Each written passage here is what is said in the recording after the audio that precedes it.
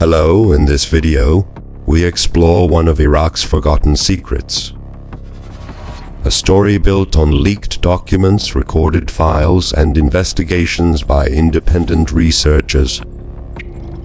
Hidden tunnels deep in the earth, silent signals and unknown devices with no maker, and no government has ever claimed responsibility for their creation or use. In the years after United States forces left Iraq and the central government formed, many abandoned military bases, discarded equipment, and secret documents were left behind or fell into the hands of independent groups and local researchers. Among these sources, clues emerged that slowly revealed a hidden underground structure near the Syrian border. A structure absent from any official map, with little information available about it. While examining one of these sources, a group of independent researchers found documents pointing to a network of underground tunnels in western Iraq. These tunnels were apparently part of a secret project during Saddam Hussein's regime or even earlier, but what was later discovered went far beyond a bunker or weapons storage. Deep within this structure, rooms were found with perfect acoustic design, equipped with unknown communication systems, and linked to networks that bore no resemblance to Iraq's official infrastructure or military at the time.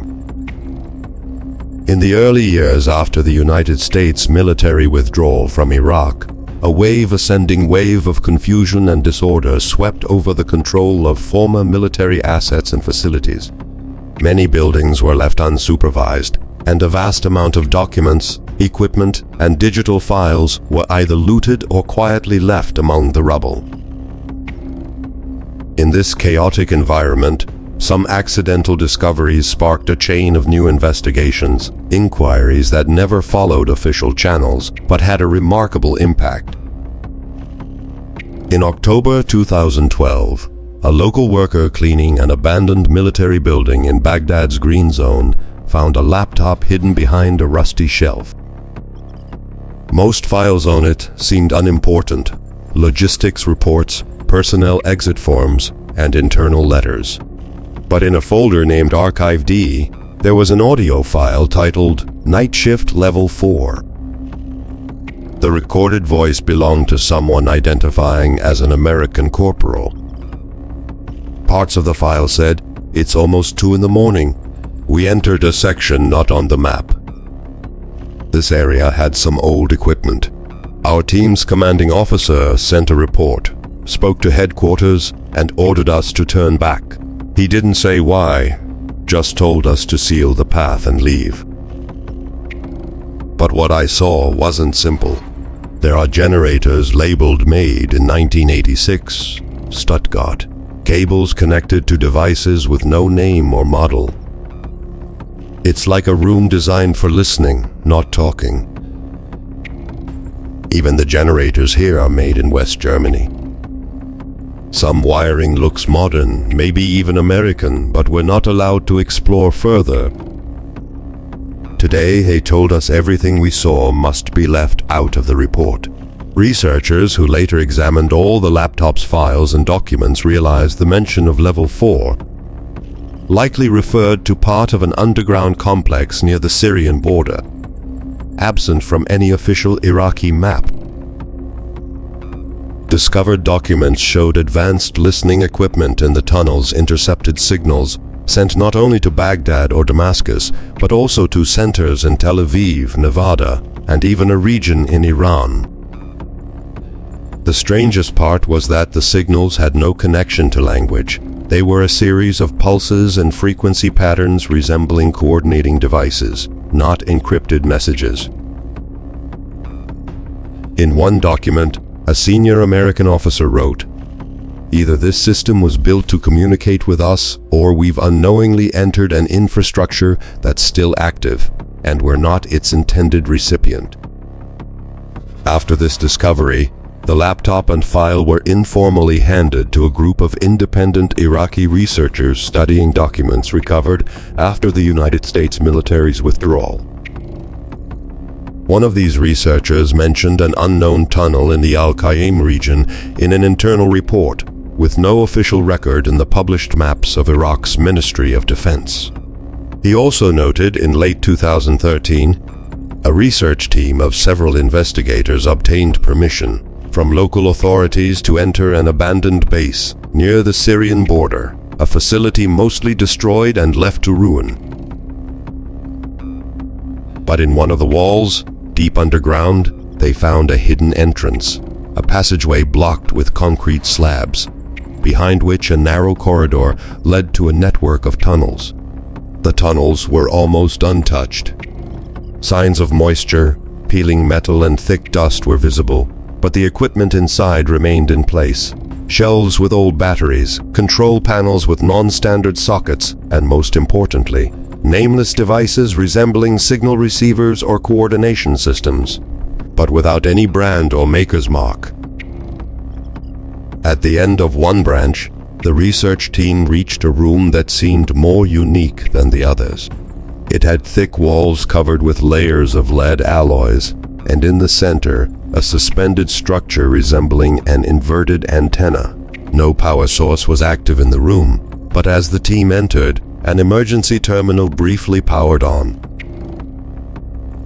What happened was technically inexplicable. The researcher's laptop, with no special software installed, began recording a faint sound.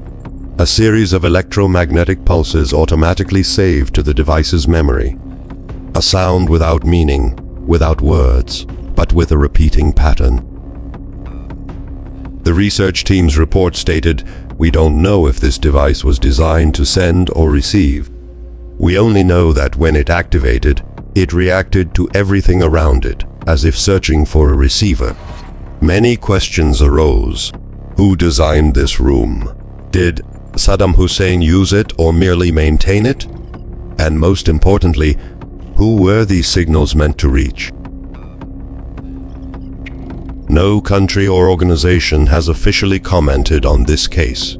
Some unofficial reports suggested connections to several global locations, including the Middle East, North America, and Eastern Europe, but no evidence confirms these speculations. One thing is clear: what was found in Iraq's underground was not part of any official war plans, and perhaps it was never meant to be found. After returning from the underground facility, the research team sent the recorded signal file to several independent frequency analysis centers outside Iraq. Experts who worked on the file said there was something in the structure of these signals that differed from typical samples. They were neither like text data nor random noise.